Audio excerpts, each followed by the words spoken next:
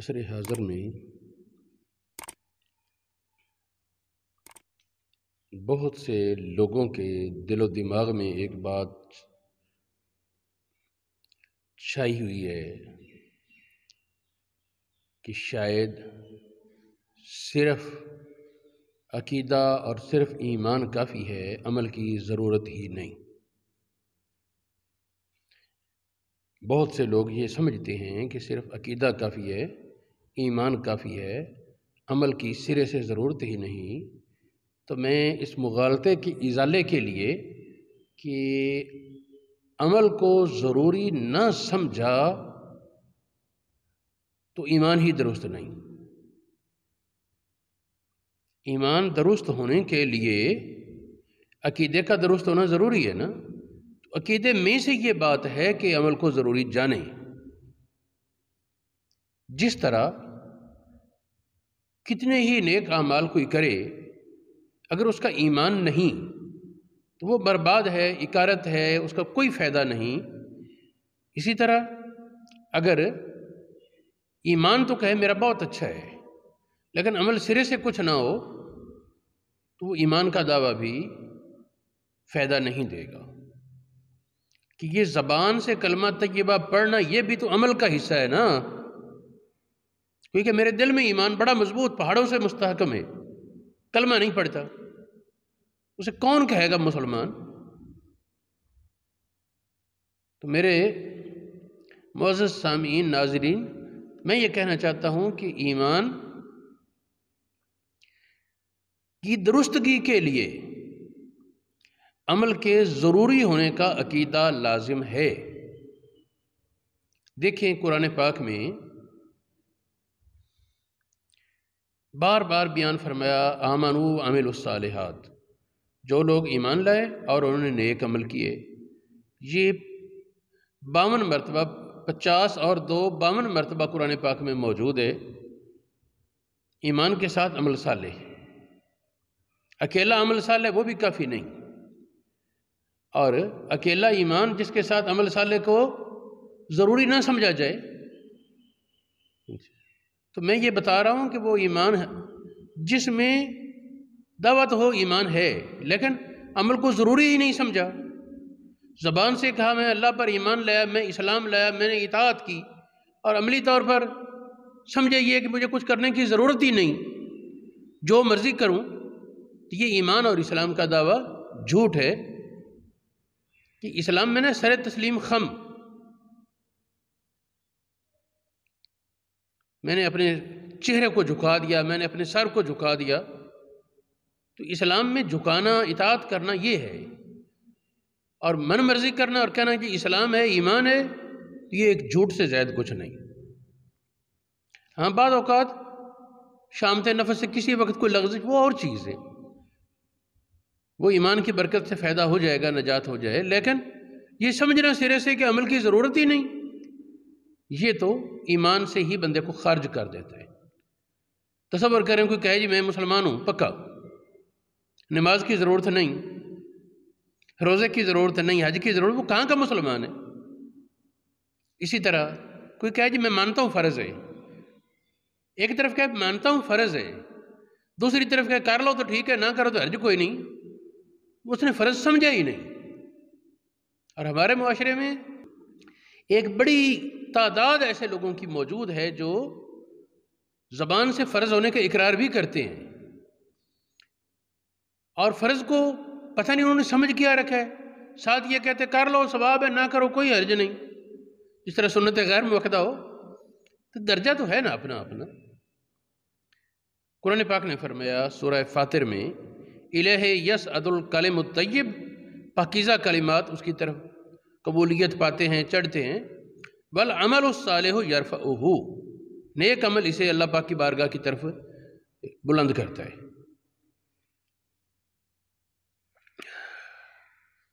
یہ بہت سی تفاسیر میں یہ جملہ بار بار مختلف انداز سے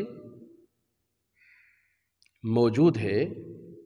الکلم الطیب اس سے مراد اللہ کا ذکر، اور العمل الصالح اس سے مراد ادا و فرائض ہی، اس کے فرائض واجبات ادا کرنا، حرام سے بچنا، یہ چیزیں. یہ تفسیر تبری میں، البسیط میں.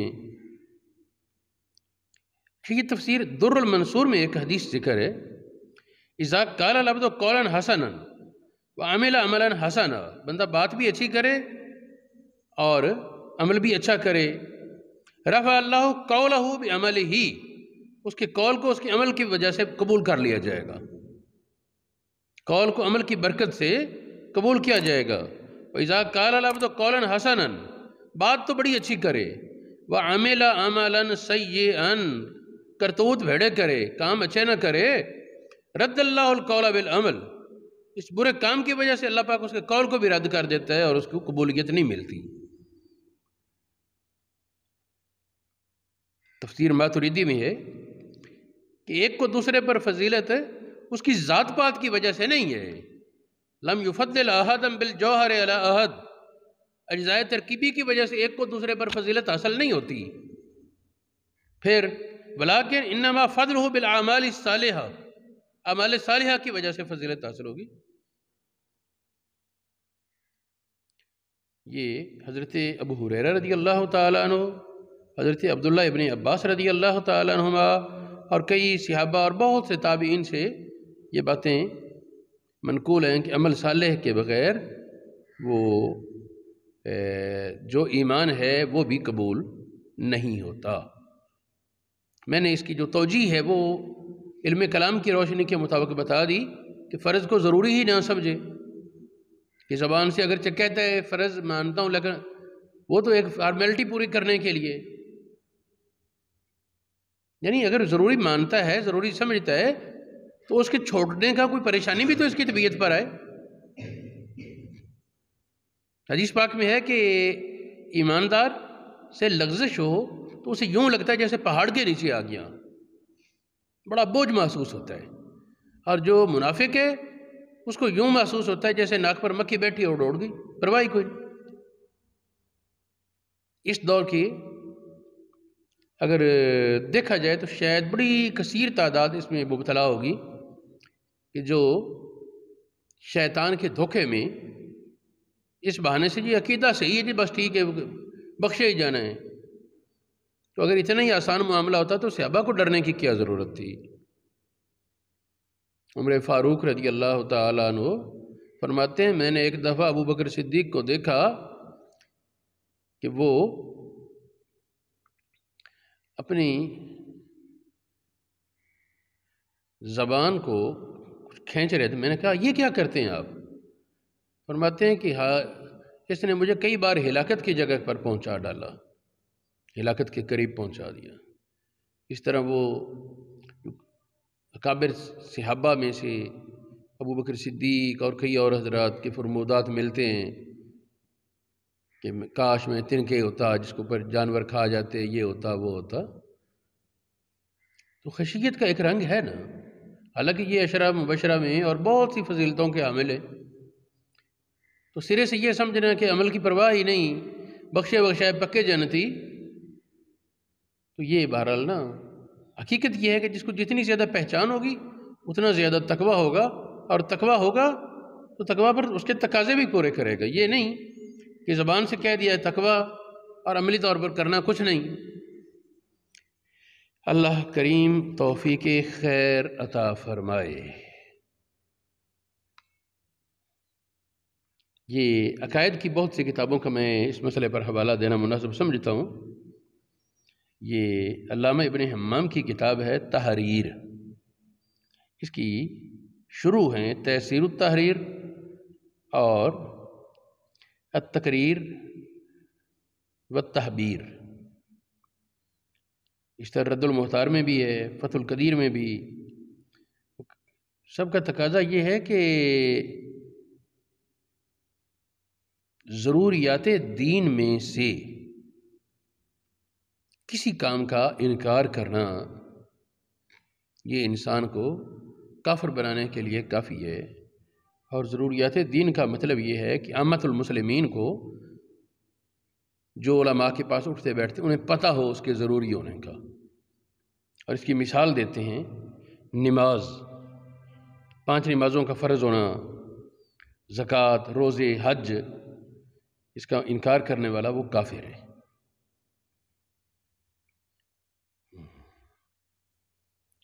رد المحتار میں کئی جگہ اور دیگر فقہ کی کتابوں میں بھی ہے کہ عمل چھوڑنا اگر لاپرواہی کی بنیاد پر ہو، نمازیں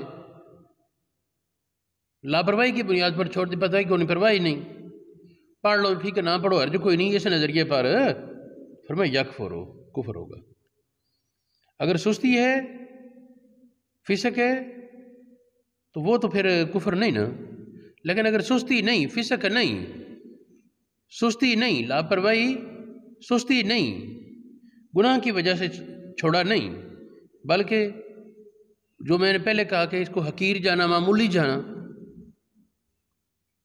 معمولی جاننا، بھئی فرض کو سنت غیر مؤکدہ کا درجہ دینا معمولی جاننا ہی ہے نا، اس کے درجے سے بہت نیچے گرا دیا، تو یہ کفر کا سبب ہے۔ پھر ہمارے بہت سے لوگ کہتے ہیں جی بس جی داڑھی باطنی کافی ہے، نماز دل دی کافی ہے، وغیرہ وغیرہ، تو یہ شیطانی باتیں ہیں۔ حضور علیہ الصلوۃ سے بڑا دل والا اور کمال والا کوئی نہیں۔ جب آپ نے ظاہر شریعت اور باطن طریقت اور حقیقت کو جمع کیا ہے، یا تو کچھ جمع کرے، وہ ظاہر بھی پھر بھی چھوٹے گا نہیں، اور اگر نہیں تو پھر یہ ہے کہ وہ اپنی اصلاح کرے۔